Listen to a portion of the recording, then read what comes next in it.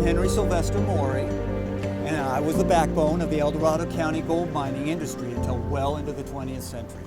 You know, that's what people tell me. No, look, I was just a simple businessman. I was a family man, and I did believe in doing right by your community. But that didn't mean I couldn't make a little money doing it. Now, I came out here to California after mustering out of the Union Army, 6th Regiment, under the rank of bandmaster. You see, they saw me with a gun in my hand and decided, here's a trumpet. So, well, I'll tell you folks, the Civil War was not something to be wished upon your worst enemy. Now, when I got back to Maine, where I'm originally from, I had been working in the shipbuilding industry, but I didn't feel like that held anything for me anymore. So I set my sights on the fabled West, and I joined a wagon train heading out here to California, along with my wife, Ellen, and our 3 children, Eva, Frank, and Arthur. And we settled out here in Placerville. Now, one of the first things I did when we got here to Placerville was I purchased a small flour mill. And I didn't keep that flour mill for very long before the equipment burned out, and I was on the lookout for my next opportunity. And little did I know that that opportunity would be right next door. Now, the H.L. Hines Foundry, it was available for lease, and it was the only foundry in the vicinity. And I purchased it, and of course I renamed it the Herry Morey Foundry. And now, being the only foundry in the area was not a hardship for me, folks. Because if you needed any kind of equipment, if you needed any kind of part or anything imaginable, you either came to see me or you had to travel a fair distance. Automobiles weren't around then, folks. Sacramento was a good distance away, so I was who you came and saw. Now, I could design and I could fashion and forge any kind of equipment, any kind of part imaginable, anything from a small joist hanger to a part for a local bridge. And many of the Comstock mines around here have me to thank for some of their equipment, at least. Hell, I even cast wheels for the Southern Pacific Railroad. Now, folks, not to boast, but yes, I was quite a civic leader in my day. I chaired the committee to link the Sacramento and Placerville Railroad from Shingle Springs to Placerville. And I also served on the executive committee of the County Miners Association, and in 1870, I was elected agricultural commissioner. I was also in the Odd Fellows and the Freemasons. So I was a busy man.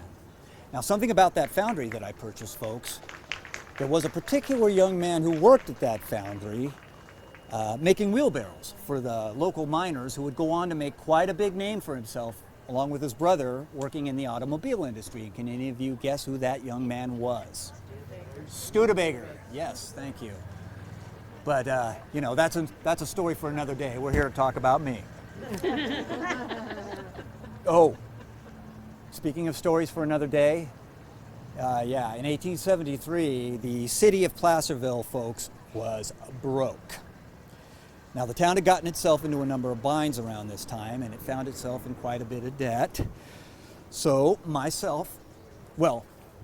the answer to this, the sitting council at the time, folks, decided that there was only one course of action that they could take, and that was to resign en masse. So, we didn't have any kind of governance then, any kind of leadership. So I got together with my friend A. Mearson and Judge Williams, and we pooled our funds, kept the basic expected services running for a while. We were able to do that. It was a good time for us. And around this time, I did have my home as well, right overlooking Main Street, Placerville. and I could look down upon the mine that I had, or excuse me, the foundry that I had. Now that foundry was in close proximity to Hangtown Creek to power the plant, and it was very convenient because I could just walk right down from my home and check on my men. And that was before they put that darn freeway in there, don't get me started, kicking up all kinds of confounded dust and noise, and you can imagine. So, but it was a good time. Oh, I did talk about that, didn't I? Oh, let me talk about another one of my great passions. Now, folks, as I did mention before, I was the Union Army 6th Regimental Bandmaster. Now, I loved music. It was a big part of my life, and I never wanted to let it go. My wife Ellen and I, we sang in the choir at the Methodist Episcopal Church over here, and all of our kids learned to sing and play. And the trumpet that I played is still on display down there on the museum there on Main Street. You can see it. And in 1870, one of the things I did, because I looked around at some of these rough and ready fellers, these miners, you know, they needed some culture, they needed some music, they needed something to soothe their souls, keep them from those gambling homes and other houses of ill repute. So in 1870, I founded the Placerville Philharmonic Society. And they even let me conduct the band once in a while. Now, we played everywhere, any place they'd have us, picnics, weddings, even funerals, everywhere. And that was a great time, but in 1908, my beloved Ellen would pass away.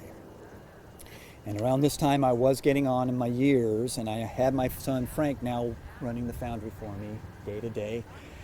My son Arthur and my beloved daughter Eva were now living out in Oakland, raising families of their own, and this would be time I would spend traveling further west and spend time with my grandchildren. Just picnics and plenty of love and laughter and, of course, music. And some years later, in 1921, I would pass away in their company, and my body was transported right back here to this cemetery where I was laid to rest, right over here in the family plot, next to my beloved Ellen and my parents. Oh, and I thank you folks for coming on out here and listening to me just ramble on. I hope you enjoyed it as much as I have. I thank you folks. Thank you.